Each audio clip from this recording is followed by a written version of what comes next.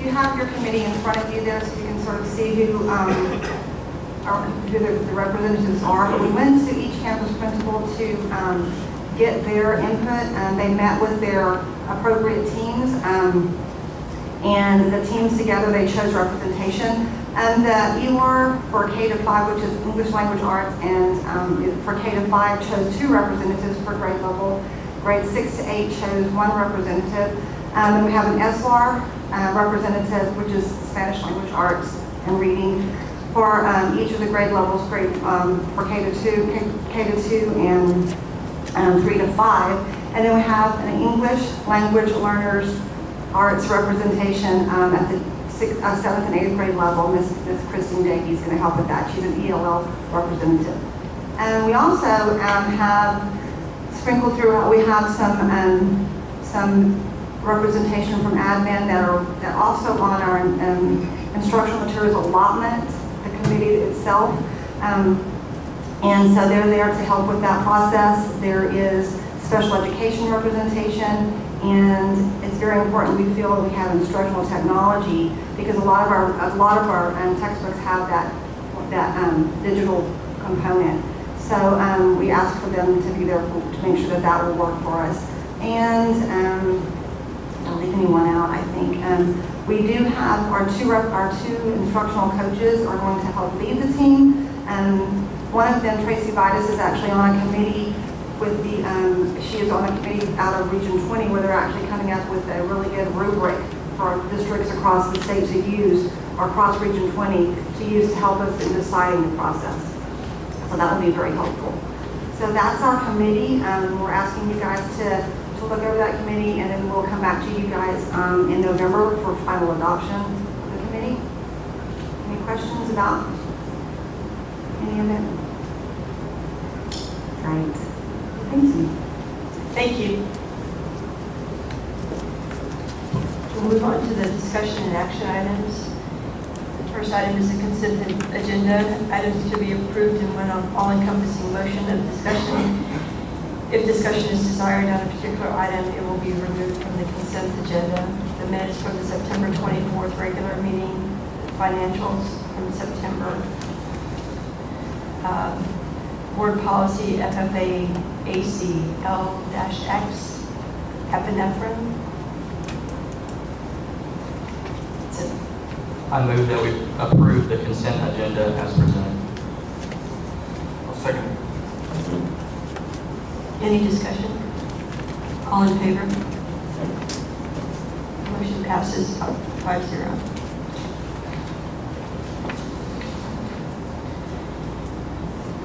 Next item is consider and take possible action on the English second language ESL waiver.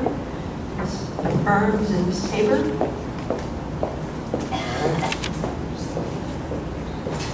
Good evening, Dr. Levette, Ms. Burkle, and members of the board. Ms. Tabor and I are here to discuss both report to you, and also we're asking this as an action item tonight also, the approval to submit an ESL waiver. But I'm going to let Ms. Tabor talk to you a little bit about the statute and the reasoning for our request for the waiver. Good evening. In July of this year, the Texas Commissioner of Education finalized some new interpretations, clarification of Chapter 89, the Texas Administration Code, which governs our ESL programs. The revisions impacted districts across the state, and specifically they have to do with certifications required to teach English learners. English learners are those students who speak a language at home other than English. And this would impact, it really impacted more significantly the secondary grade levels.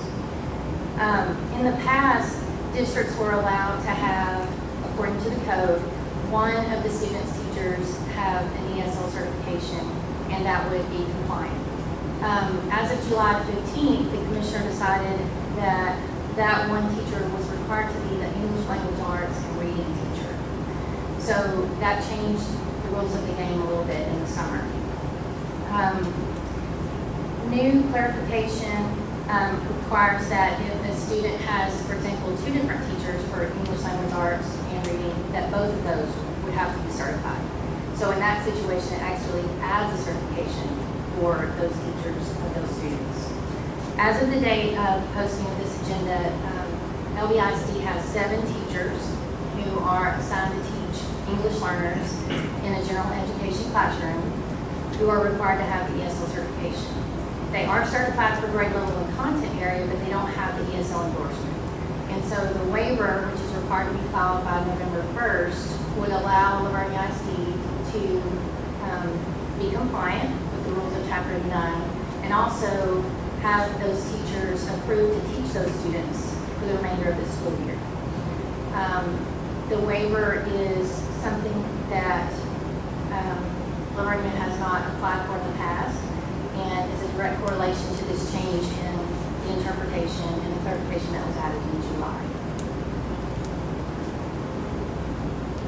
So the extension, this waiver would give us a little bit more time. We want to allow those teachers that need to go take this ESL certification test some time, and we have some courses that they can take for preparation, because the test costs about $120 each time you take it. So if you're not successful, you have to wait 45 days to go take it again. So we didn't want to rush anybody into going and taking it. We want to allow them preparation time and then the ability to go take the test when they feel fully prepared to take it. And the waiver would give us that time. I have also, just to add one thing, in conversation with Dr. Goldhorn from Region 20. This is pretty standard across the districts. Right now, he met with Wilson County superintendents last week, and he is in the process. They're doing specialized training for the teachers that are having to go through this process. So that we're working closely. The search is working closely with districts to help them through this next year. So at the beginning of next year, we would have to make sure that everybody is in line unless they change the rules again. Yes, moving forward, any teacher that we would hire for reading, to teach reading or writing, I would recommend that the principals that we have that certification prior to offering the position, the ESL certification. And we have enough instructors, teachers now they're willing to take the test and be ready to. Perfect. The district will reimburse them for the test upon passing it. Okay. Because it's not their fault that the statute changed, the law changed. Right. Understand that. It's the waiver for the remainder of the school year. So there's not a date that says by January 1 you've got to have full certification. It's the remainder of the school year. It does cover us for the remainder of the school year. We did send a timeline out to our teachers with we don't want to wait until the end of the year. We set the timeline for them to all have completed it by January 1. And that would help with staffing for next year. The principals are starting in February, starting to make decisions for next year. And if a teacher doesn't have that certification, if they take it by January, that'll give them more time to take it again prior to scheduling for next year. Okay. So internally, we've set some kind of January is our goal, January 1st. Very good. Thank you. We actually have had some teachers already complete some of the prep work, some additional professional development and preparation on taking the assessment. And once a teacher is on the waiver, they cannot be on the waiver again next year. So this is one time. One second. Thank you. I move to approve the 2018-2019 ESL waiver application as presented. Second. Any discussion? All in favor? Motion passes 5-0. Thank you. All right, so consider and take possible action on the Vernia Intermediate School PTO donation for playground cover. Ms. Hubert and Ms. Dilla.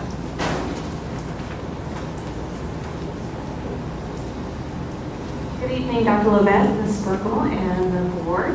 My name is Melissa Dilla. I'm the PTO president. Of course, you know Ms. Huber. Yes, Ms. Huber, and Amber Cervenka, she's our secretary on the PTO board. The intermediate school, we have our Apex Fun Run September 20th. And we're super excited to report that we made $32,168.14. As y'all remember, we came to y'all last year asking for approval to build a partial cover over our basketball court.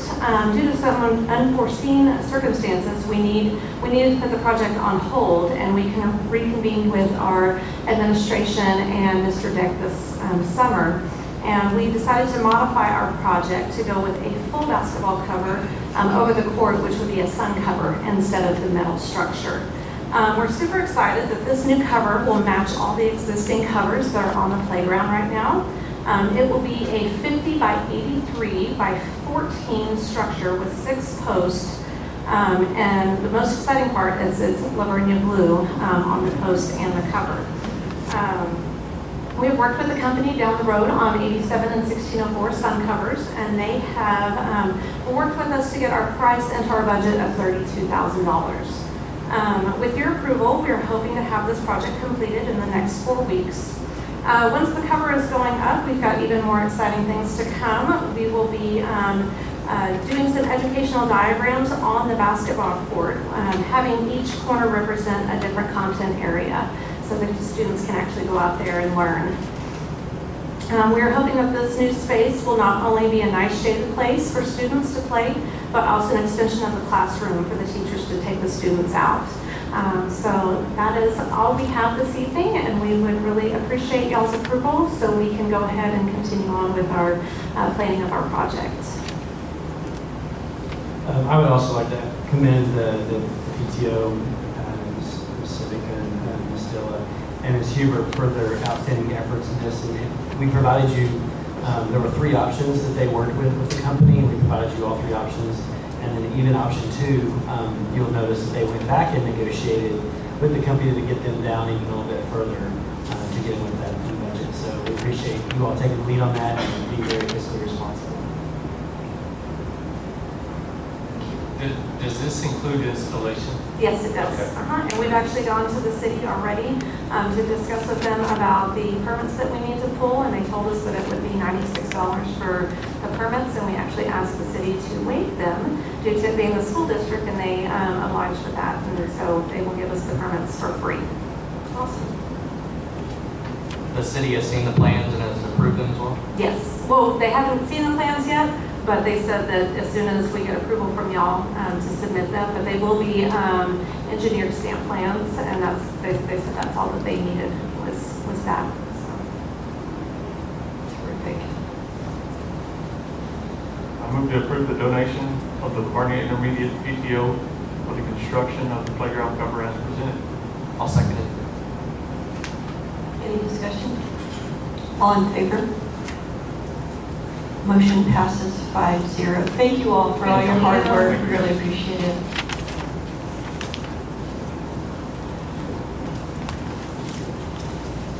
It's 7:13, and we'll be going into closed session pursuant to Texas Government Code 551071 for private consultation with board's attorney for status of student investigation, pursuant to Texas Government Code 551074 to discuss personnel, pursuant to Texas Government Code 551074 deliberation regarding employment of the Assistant Superintendent of Business and Operations, pursuant to Texas Government Code 551076 for an executive briefing on safety and security.